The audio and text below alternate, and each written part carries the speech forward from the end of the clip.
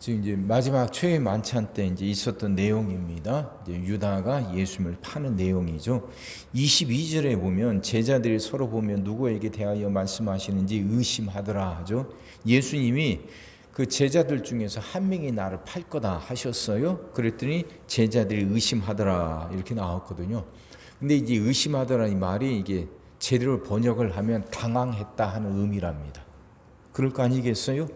너희들 중에 누가 한 명이 나를 팔 거다 하니까 그 말을 들은 제자들이 서로 당황하죠. 이게 무슨 말이지? 누가 그런다는 거지? 하고 그렇게 당황했다 하는 말입니다. 그리고 23절에 보면요. 예수의 제자 중 하나 곧 그가 사랑하시는 자가 예수의 품에 의지하여 누웠는지라 그러거든요. 이게 무슨 의미 같아요? 예수님의 품에 의지하여 누웠다.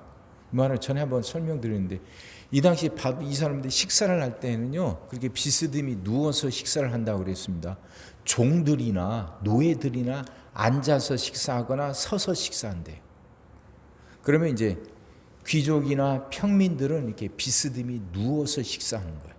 그러면 식탁을 주변에 두고 이게 삥 둘러서 비스듬히 누우니까 어떻게 하겠어요?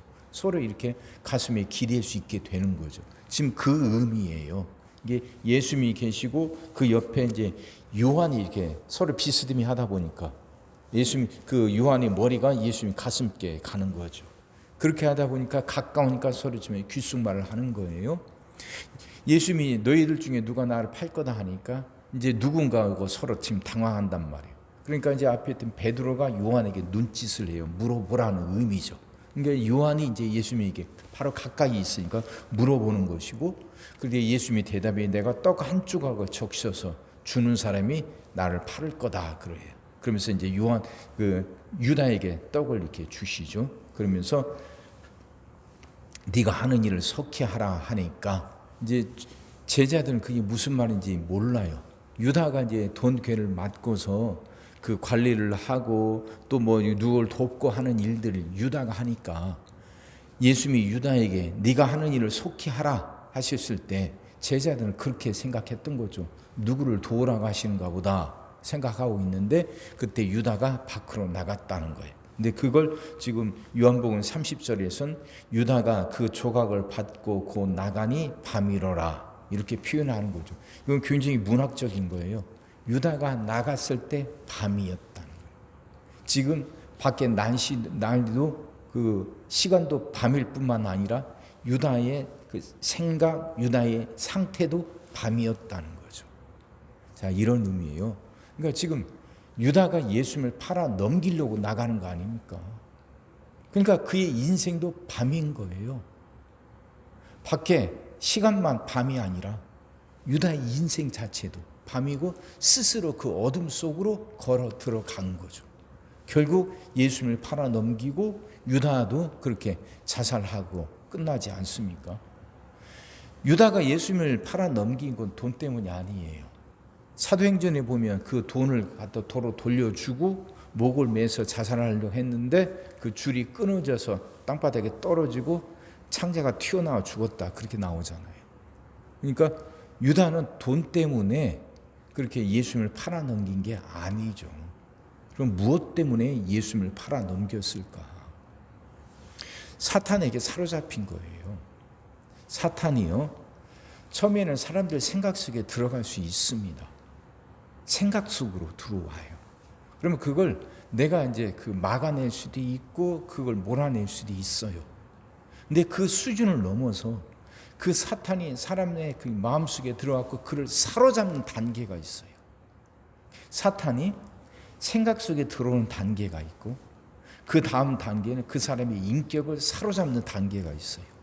인격을 사로잡으면 그 다음부터 그는 어떻게 해보질 못해요.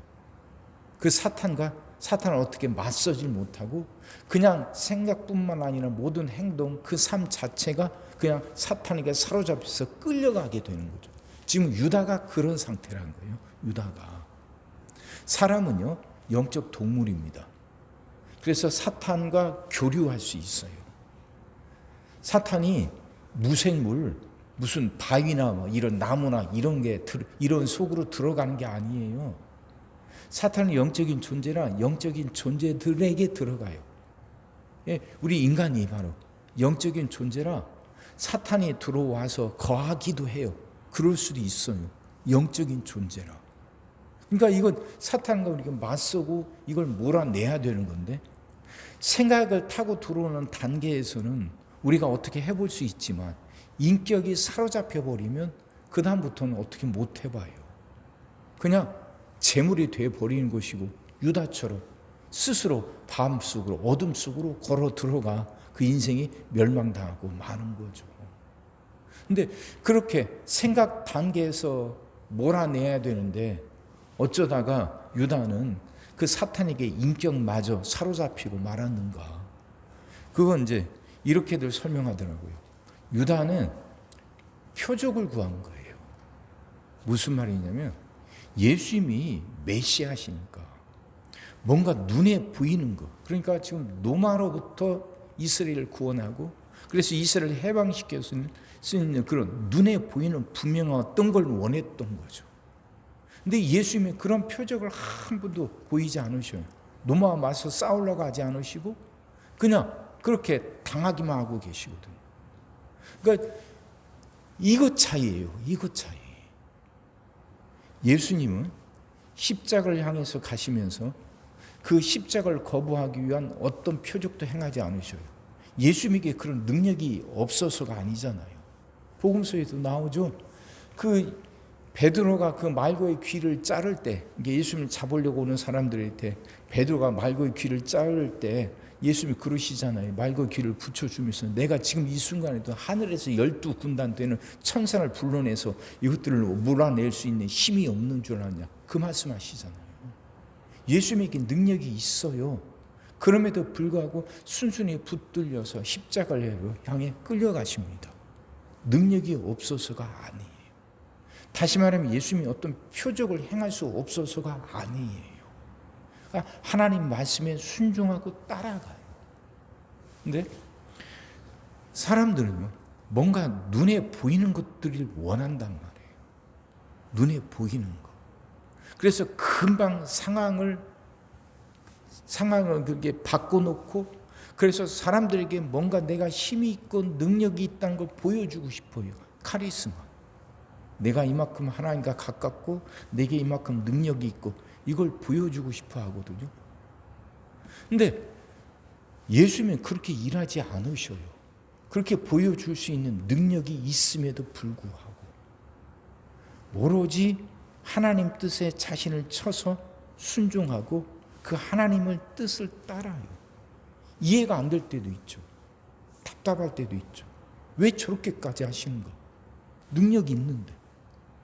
지금 당장 뭔가 굉장한 거 보여주시면 5천 명도 먹이고 남을 만큼 능력이 있었으니까 정말 하늘에서 천군 천사를 불러서라도 그 노마를 물리치거나 뭔가 굉장한 일을 일으키시면 쉽게 일이 끝날 텐데 그러면 수많은 사람들이 다 예수님이 메시아인 줄 알고 그 예수님 앞에 엎드려 무릎 꿇게 될 텐데 그러면 그렇게 해서 그 하나님 뜻이 이루어지고 새로운 세상이 만들어지면 그렇게 쉽고 빠른 방법이 있을 텐데 왜 예수님 그렇게 하지 않으시고 그게 답답했던 거죠.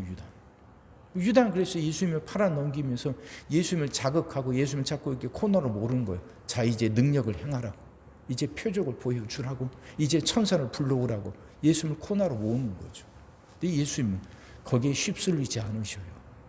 그럼에도 불구하고 예수님은 하나님 방법에 유다뿐만 아니라 많은 사람이 이해할 수 없는 방법이지만 하나님의 방법에 자신을 순종시켜요.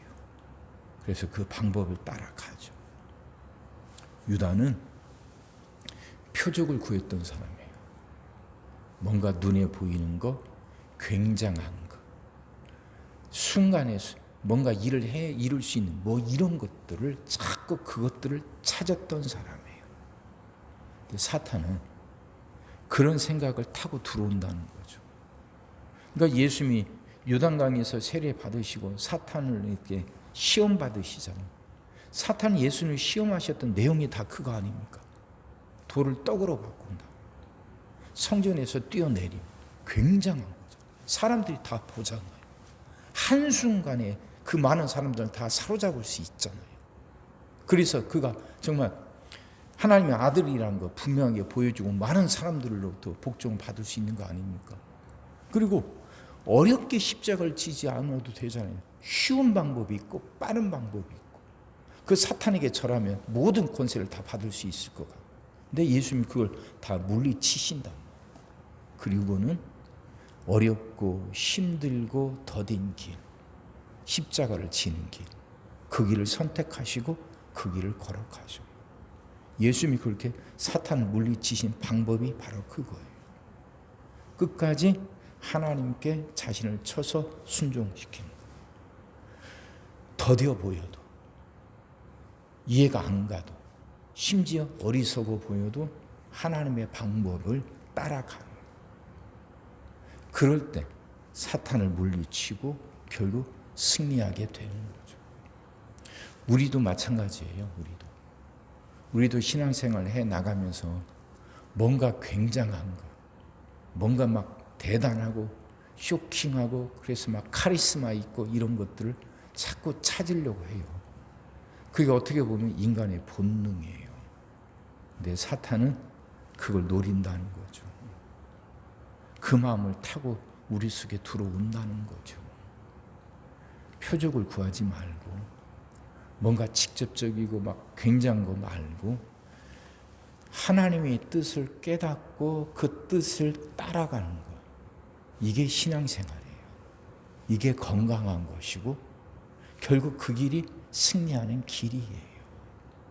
그러니 욕심 부리지 말고 조급해하지 말고 하나님의 뜻을 깨달아 그 뜻에 순종하는 것, 이걸 찾자고요.